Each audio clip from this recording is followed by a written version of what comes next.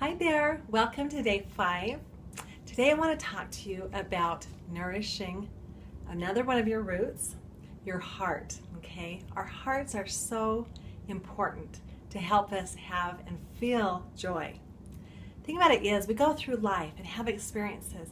We have this heart, but as we go through difficult experiences or may have been hurt, we start bandaging up our hearts to protect them. As we do that, our heart closes. It gets smaller and harder, okay, as we protect it, because we don't want to have to be hurt anymore, okay? But to be able to feel joy and be in a place of peace and love and gratitude and forgiveness, we have to tear out those layers of protection and expose our hearts and be open and feel deeply, okay? It's crucial to have an open heart.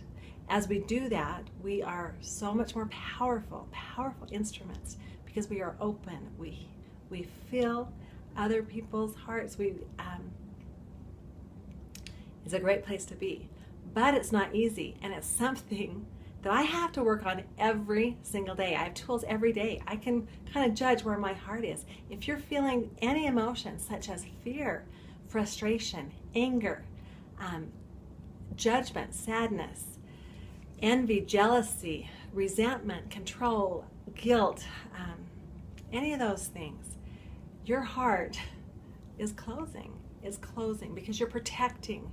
If you are resenting someone or have, I know we go through hard experiences, but it's only hurting you. It's really only hurting you because you're staying in a place of a lower energy vibration versus opening up that heart and being able to feel love and peace and joy and forgiveness.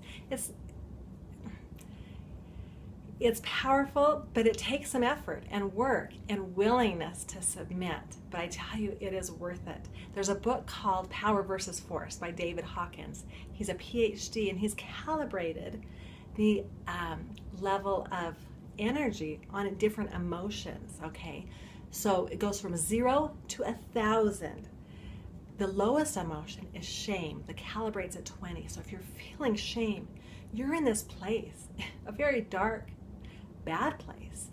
And you're attracting those other things back into your life. You're stuck because you're feeling those things. But any of those negative emotions, like I said, fear, frustration, sadness, despair, anger, envy, jealousy, frustration, judgment, guilt, we need to get rid of them. We need to get rid of them. And as we do, we come to a place of peace, joy, forgiveness, and love. Love calibrates at 600, goes up to enlightenment, 1,000. That's where great and beautiful things happen as we lift, as we get rid of those negative things that attach to us, but we can release them.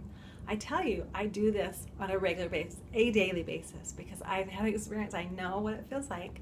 I also know what it feels like to be up at a higher level and to be at peace. Be at peace with everyone. If we're not at peace with everyone, we need to correct those things.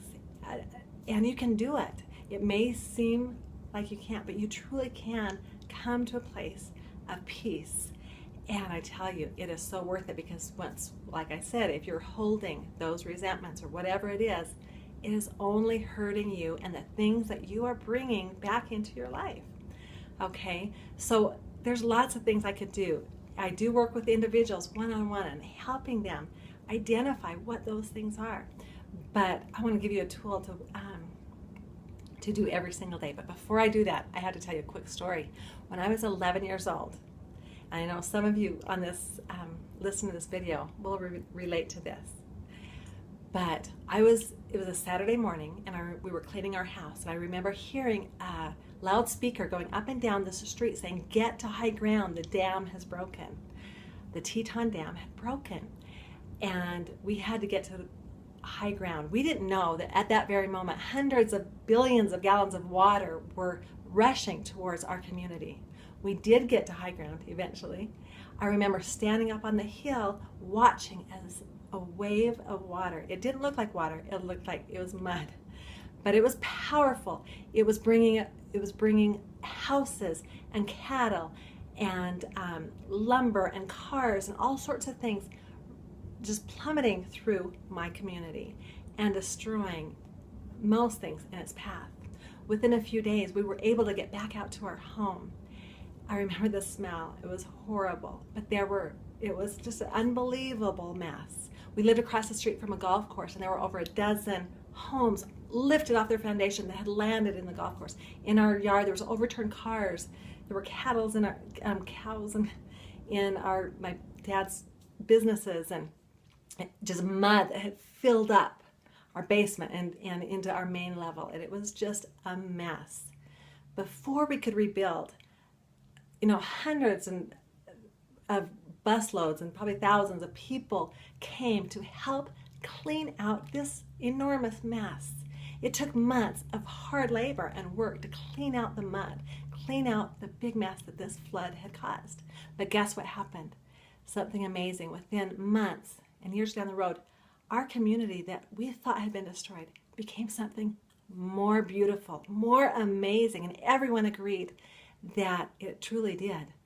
We couldn't begin rebuilding that city without the cleanup. In our lives, we have personal things happen. We have floods that come and could destroy us if we allowed it. But we can't rebuild our lives without doing some work, okay? Without doing the work. If you've had experiences in your life that you've had difficult challenges or trauma or even just frustrations or hurt or been betrayed or whatever it is, it's the cleanup. And that's what I'm talking about, the emotional healing that can get that yuck mud that's stuck inside of us emotionally out, so then we can rebuild our lives into something beautiful. It's true. It happens. So one step, I have lots of tools. I would love to just sit down with you one-on-one and work more in depth. But let me give you one tool that you can do every single day if you feel like, if you need it. At a time in my life, I was doing it daily. Now I don't. I can get back to a place of peace. I know if there's any sort of rift between anyone, I take care of it because I know what I receive when I'm in a higher place. So this is an acronym, FADES, F-A-D-E-S. I have to put words into my head. They make it easier on my brain. So stands for frustration, F. A, anger. D, disappointed. E, I'm embarrassed. S, sad. It could be any other emotions, but that's something that helps me and it's easy to remember. In the morning, this is different from your morning notes, but if you're waking up and feeling like, oh, I'm feeling this emotion that I wish I didn't, get it out, because there's no point in carrying it inside you. If you want to feel joy and attract that more into your life, get it out. You write. There's power in words. I am frustrated because of da. You write it all out. Get it all out of you. It doesn't matter what you say, as long as it's getting out of your body. You crumple up that piece of paper and you toss it. I have burned it. But I also say a little prayer to my Father. Will you please take this and carry it, because I don't want it anymore. Something powerful happens. Looks like my kids are up and going. So do that. Do an emotional bath. Clean. I gotta go. Have a great day and see you tomorrow.